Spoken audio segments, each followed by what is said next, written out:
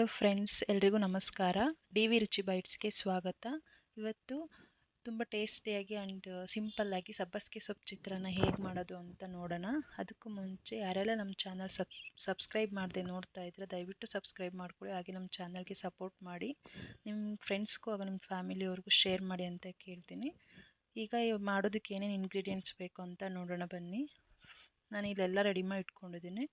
ಈಗ ಫಸ್ಟಿಗೆ ಉಪ್ಪು ರುಚಿಗೆ ತಕ್ಕಷ್ಟು ಎಷ್ಟು ಬೇಕು, ಕಡಲೆಬೇಳೆ, ಅದಾದಮೇಲೆ ಕಡಲೆಬೀಜ ಅರ್ಧ ಬಟ್ಲು ತೊಗೊಂಡಿದ್ದೀನಿ ನಾನು, ಕರಿಬೇವು, ಆಮೇಲೆ ಅರಿಶಿನ ಪುಡಿ ಸ್ವಲ್ಪ, ಜೀರಿಗೆ ಮತ್ತು ಸಾಸಿವೆ. ಅದಾದಮೇಲೆ ಇಲ್ಲಿ ನಾನು ಸಬ್ಬಸಿಗೆ ಸೊಪ್ಪನ್ನ ಸಣ್ಣದಾಗಿ ತೊಳೆದು ಹೆಚ್ಚಿಟ್ಕೊಂಡಿದ್ದೀನಿ.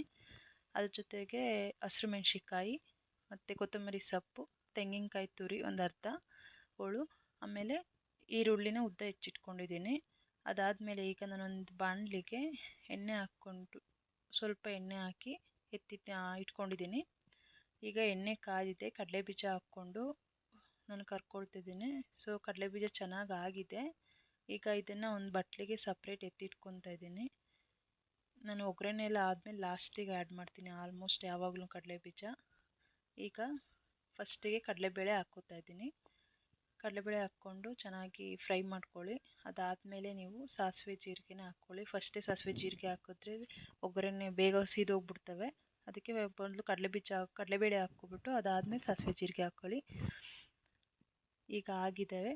ಸೊ ಸಾಸಿವೆ ಜೀರಿಗೆ ಹಾಕಿದ್ದೀನಿ. ಅದಾದಮೇಲೆ ಸ್ವಲ್ಪ ಕರಿಬೇವು.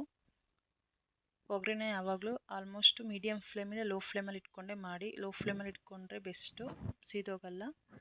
ಸೊ ಈ ಕರಿಬೇವು ಹಾಕ್ಕೊಂಡು ಫ್ರೈ ಮಾಡ್ಕೊಂಡು ಆಗಿದೆ. ಈಗ ಹಸಿರು ಮೆಣಸಿನ್ಕಾಯಿ ಹಾಕ್ಕೊತಿದ್ದೀನಿ. ಹಸಿರು ಮೆಣಸಿನ್ಕಾಯಿ ಏನಿಲ್ಲ ಅಂದರೂ ಅಟ್ಲೀಸ್ಟ್ 1 ಮಿನಿಟ್ ಆದರೂ ಫ್ರೈ ಮಾಡ್ಕೊಳ್ಳಿ ಚೆನ್ನಾಗಿ. ಖಾರ ಹೋಗುತ್ತೆ ಚೆನ್ನಾಗಿ ಫ್ರೈ ಮಾಡಿದ್ರೆ. ಅದಾದಮೇಲೆ ಈರುಳ್ಳಿ ಹಾಕ್ಕೊಳ್ಳಿ, ಒಟ್ಟಿಗೆ ಹಾಕೋಕ್ಕೆ ಹೋಗ್ಬಿಡಿ. ಈಗ ನಾನು ಈರುಳ್ಳಿ ಹಾಕ್ಕೋತಾ ಇದ್ದೀನಿ. ಈರುಳ್ಳಿನ ನಾನು 2 ಗಿಡ್ಡೆ ಈರುಳ್ಳಿ ತೊಗೊಂಡಿದ್ದೀನಿ. ನಿಮಗೆ ಎಷ್ಟು ಬೇಕು, ಜಾಸ್ತಿ ಬೇಕು ಅಂದರೆ ಜಾಸ್ತಿ ಆ್ಯಡ್ ಮಾಡ್ಕೋಬೋದು. ಸೊ ಈರುಳ್ಳಿನ ಚೆನ್ನಾಗಿ ಫ್ರೈ ಮಾಡ್ಕೊಳ್ಳಿ. ನಾನಿಲ್ಲಿ ಸ್ವಲ್ಪ ಉಪ್ಪು ಹಾಕ್ಕೋತಾ ಇದ್ದೀನಿ. ಈರುಳ್ಳಿ ಬೇಗ ಆಗುತ್ತೆ ಉಪ್ಪು ಹಾಕಿದ್ರೆ ಅಂದ್ಬಿಟ್ಟು. ನೀವು ಬೇಕಿದ್ರೆ ಸ್ವಲ್ಪ ಹಾಕ್ಕೋಬೋದು, ಇಲ್ಲಾಂತಂದರೆ ಒಟ್ಟಿಗೆ ಲಾಸ್ಟಿಗೆ ಆ್ಯಡ್ ಮಾಡ್ಕೋಬೋದು. ಈಗ ನೋಡಿ ಚೆನ್ನಾಗಾಗಿದೆ, ಈರುಳ್ಳಿ ಫ್ರೈ ಆಗಿದೆ. ಈಗ ನಾನು ಏನು ಸಬ್ಬಸಿಗೆ ಸೊಪ್ಪು ತೊಳೆದಿಟ್ಕೊಂಡಿದ್ದೆ ಚೆನ್ನಾಗಿ ಹೆಚ್ಚಿಟ್ಕೊಂಡು ಅದನ್ನು ಆ್ಯಡ್ ಮಾಡ್ಕೋತಾ ಇದ್ದೀನಿ. ಅದನ್ನು ಅಷ್ಟೇ ಸೊಪ್ಪನ್ನ ನೀಟಾಗಿ ವಾಶ್ ಮಾಡಿಕೊಂಡು ಚೆನ್ನಾಗಿ ಸಣ್ಣಗೆ ಹೆಚ್ಕೊಂಡು ಎತ್ತಿಟ್ಕೊಳ್ಳಿ. ಈಗ ನಾನು ಫುಲ್ ಎಲ್ಲದನ್ನೂ ಹಾಕ್ಕೋತಾ ಇದ್ದೀನಿ ಒಟ್ಟಿಗೆ. ಸೊಪ್ಪು ಅದು ಚೆನ್ನಾಗಿ ಫ್ರೈ ಮಾಡಬೇಕು, ಹಸಿ ಇರೋದು ಹೋಗೋ ಥರ ಚೆನ್ನಾಗಿ ಸ್ವಲ್ಪ ಫ್ರೈ ಮಾಡಬೇಕು. ಒಂದು 2 to 3 ಮಿನಿಟ್ಸ್ ಚೆನ್ನಾಗಿ ಫ್ರೈ ಮಾಡಿ ಮೀಡಿಯಮ್ ಫ್ಲೇಮಲ್ಲಿ ಇಟ್ಕೊಂಡು. ಅದು ಚೆನ್ನಾಗಿ ಫ್ರೈ ಆದಮೇಲೆ ಅದಕ್ಕೆ ತೆಂಗಿನಕಾಯಿ ತುರಿ ಮತ್ತು ಕೊತ್ತಂಬರಿ ಸೊಪ್ಪು ಏನು ಎತ್ತಿಟ್ಟಿದ್ದೀವಿ ಅದನ್ನು ಹಾಕ್ಕೋಬೇಕು. ಅದೆರಡನ್ನೂ ಹಾಕ್ಕೊಂಡಾದ್ಮೇಲೆ ಅದನ್ನು ಅಷ್ಟೇ ಮೂರನ್ನು ಚೆನ್ನಾಗಿ ಫ್ರೈ ಮಾಡಾದಮೇಲೆ ಲಾಸ್ಟಲ್ಲಿ ನಾವು ಸ್ವಲ್ಪ ಅರಿಶಿನ ಉಪ್ಪನ್ನ ಆ್ಯಡ್ ಮಾಡ್ಕೋಬೋದು. ಈಗ ನೋಡಿ ನಾನು ತೆಂಗಿನಕಾಯಿ ತುರಿ ಮತ್ತು ಕೊತ್ತಂಬರಿ ಸೊಪ್ಪು ಎರಡನ್ನೂ ಆ್ಯಡ್ ಮಾಡ್ಕೊಂಡು ಫ್ರೈ ಮಾಡ್ಕೊಂಡಿದ್ದೀನಿ ಚೆನ್ನಾಗಿ. ಈಗ ಕೊನೆಯಲ್ಲಿ ನಾನು ಅರಿಶಿನ ಪುಡಿ ಹಾಕ್ಕೋತಾ ಇದ್ದೀನಿ. ಅರಿಶಿನ ಸ್ವಲ್ಪ ಹಾಕ್ಕೊಳ್ಳಿ ಸಾಕು, ಇಲ್ಲಾಂದರೆ ತುಂಬ ಹಳದಿ ಆಗಿಬಿಡುತ್ತೆ ಅನ್ನ.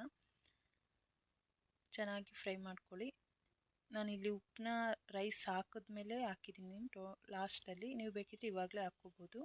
ಈಗ ನಾನು ಕಡಲೆಬೀಜನೆಲ್ಲ ಲಾಸ್ಟಲ್ಲಿ ಹಾಕಿದ್ದೀನಿ. ನೀವು ಗೊಜ್ಜನ್ನ ಒಂದು ಬಟ್ಲಿಗೆ ಎತ್ತಿಟ್ಕೋತಾ ಇದ್ದೀನಿ ನಾನಿಲ್ಲಿ.